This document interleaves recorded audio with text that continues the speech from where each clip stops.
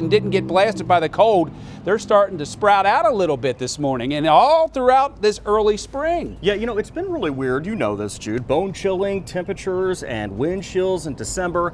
And then, you know, obviously this warmth we've been talking about. So what kind of impact does it have on the plants? David Julius is here from Walnut Ridge. All right, David, give us the lowdown. I want to show them these pictures from my front yard, if you don't mind. I showed them to you just a minute ago. Sure. This is what it looks like right now at my house. So what's the verdict? Am I at $1,000 here or more? At least. At least. At least. Oh. Yeah, we don't know 100% yet, okay? But we're thinking that the biggest hit is on two plants. One is the ship's laurel, okay? And this is what they should look like.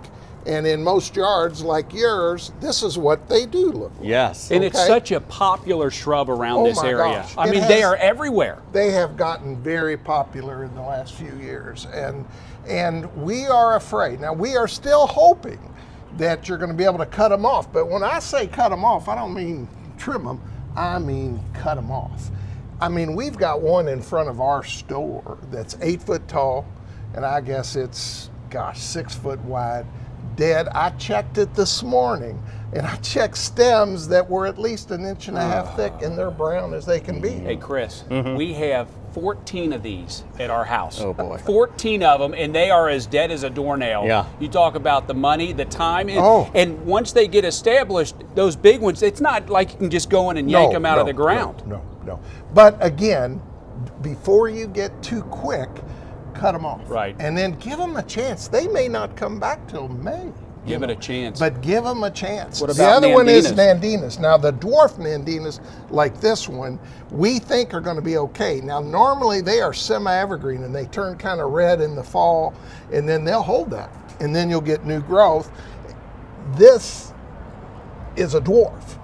Over here under here, we have a few you there. have 3 regular Nandinas under that, and they're deader than who. Yep. You know, and again, I took a piece off of Nandina. There is nothing green about that at all.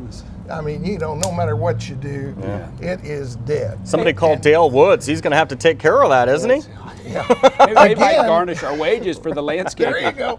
I'm telling you to cut those off, okay, and let them come back. So a couple things contributing. You know, we had that drought that came on pretty bad late fall, right? And then, but the big one right before Christmas, going from 55 to 5 below zero in about 7 hours.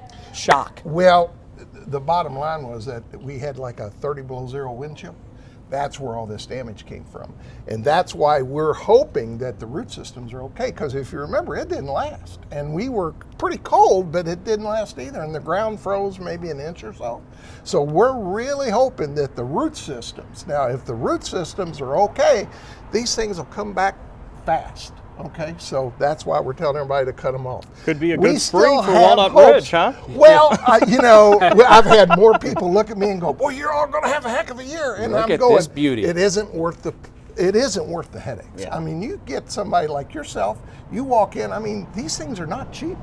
You walk in with 15 dead shrubs, you're an unhappy customer before you ever hit my door. Sure. So it's never worth the effort. One thing I wanted to mention, because I grew up in northern Kentucky, just south of Cincinnati. Okay. And I love landscaping. I used to do it in college. I had never seen any of these where I grew up.